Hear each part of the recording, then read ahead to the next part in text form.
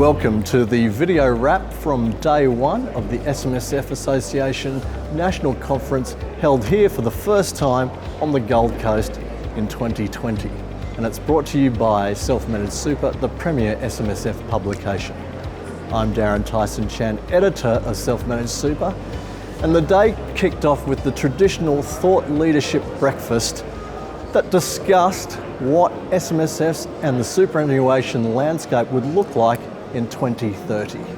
During his presentation, panellist Michael Rice from Rice Warner predicted SMSFs would likely remain the same, but with a lower cost base.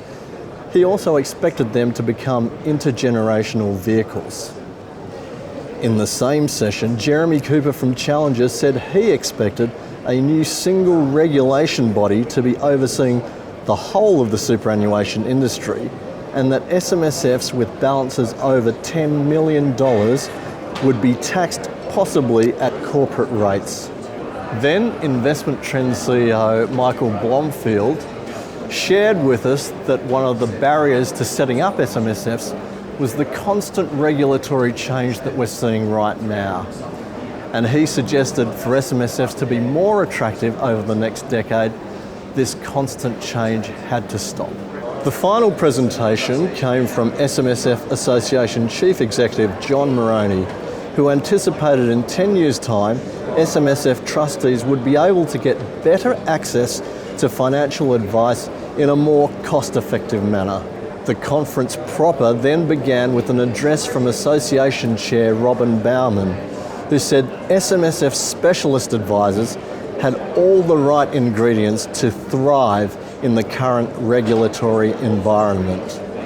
Assistant Minister for Superannuation, Financial Services and Financial Technology, Jane Hume, followed Robin Bauman's address, reinforcing the government's commitment to the sector, particularly in its role in promoting choice of super fund.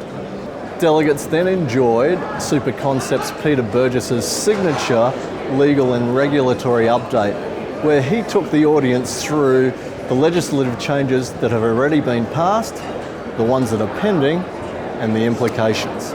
We then went to the concurrent sessions, and in one of the first breakout sessions, issues such as investment strategy, SMSF wind-ups, and non-arm's length expenses were discussed from an audit perspective by Belinda Aisbett from Supersphere. So there's some of the things that happened today at the SMSF Association National Conference here on the Gold Coast.